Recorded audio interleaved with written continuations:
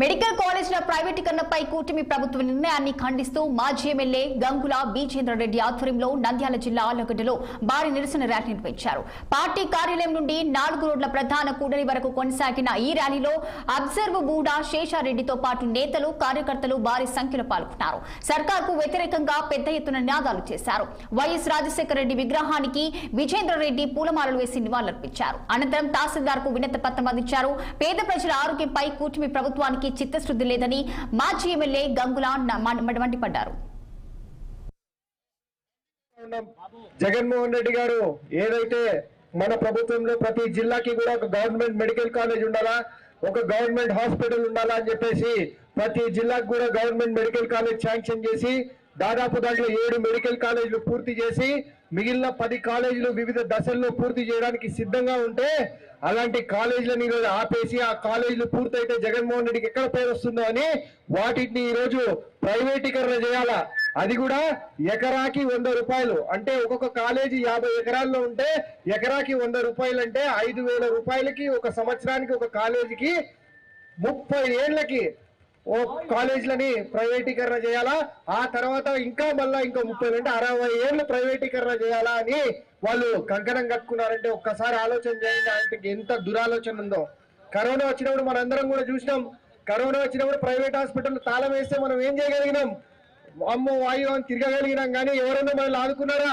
ఆ రోజు గ్రామాల్లో క్వారంటైన్ సెంటర్లు పెట్టి గవర్నమెంట్ డాక్టర్లు బాధ్యత తీసుకొని పనిచేసినారు కాబట్టి ఆ రోజు అందరూ బతికి పట్టగట్టగలిగినారు.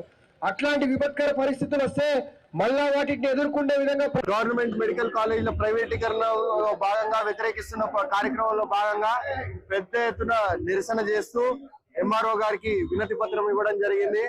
ప్రజల దగ్గర నుంచి 1 కోటి సంతకాల సేకరణ కార్యక్రమం చేస్తూ అందులో భాగంగా ఈ రోజు ఈ ప్రైవేటీకరణను వ్యతిరేకిస్తున్న గొంతుని ప్రభుత్వానికి తెలియజేయడానికి ఈ రోజు ఎంఆర్ఓ గారికి నిరసన పత్రం అందజేయడం జరిగింది.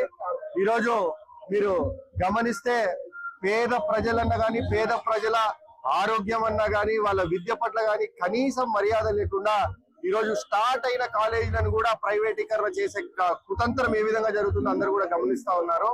ఈరోజు జగన్మోహన్ రెడ్డి గారు 17 కాలేజీలు మొదలుపెట్టి దాంట్లో 7 కాలేజీలు ప్రారంభం చేసి 10 కాలేజీలు వివిధ దశల్లో ఉంటే పూర్తవడానికి ఆ కాలేజీలను కూడా ఈ రోజు పూర్తి కాలేదు. కాలేజీలు ఎక్కడ ఉన్నాయని కళ్ళు లేని కబోదులు మాట్లాడినట్టు ఈ రోజు మాట్లాడుతూ ఉన్నారు. ఈ రోజు మీరు చూస్తే ప్రతి దగ్గర ఆంక్షలు పెట్టి ప్రజల గొంతు నొక్కేయాలని చెప్పేసి ఈ రోజు ప్రజల తరఫున ఖచ్చితంగా నిలబడతాం. ఈ పోరాటాన్ని ఎంత దూరమైనా తీసుకెళ్తాం. ప్రైవేటీకరణ జరగనీయము. ప్రజలకి, పేద విద్యార్థులకి విద్య అందుబాటులోకి తీసుకొస్తాం. పేద ప్రజలకి వైద్యాన్ని కూడా ప్రభుత్వ వైద్యశాలల ద్వారా ప్రతి జిల్లాలో అందుబాటుకి తీసుకొచ్చే కార్యక్రమం వైఎస్ఆర్సీపీకి చేపడుతుంది అని చెప్పేసి తెలియజేసుకుంటా ఉన్నాను. ఈ రోజు వాళ్ళు ఎన్నన్నా చెప్పొచ్చు.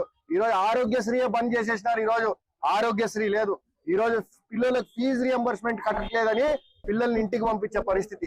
ఈ రోజు గొప్పగా చెప్తాడు, నేను తల్లికి వందనం ఎంతమంది ఉంటే అంతమందికి ఇచ్చినా అని. మొన్న ఒక స్కూల్ టీచర్ తో మాట్లాడితే, అన్న మా స్కూల్లో 550 మంది పిల్లలు ఉంటే 290 మందికి పడింది. దాంట్లో 100 మందికి 100% పడితే అంటే 13,000 పడితే మిగిలిన వాళ్ళకి 8,000, 5,000 ఇట్లా ఇష్టం వచ్చినట్టు పడిందన్న.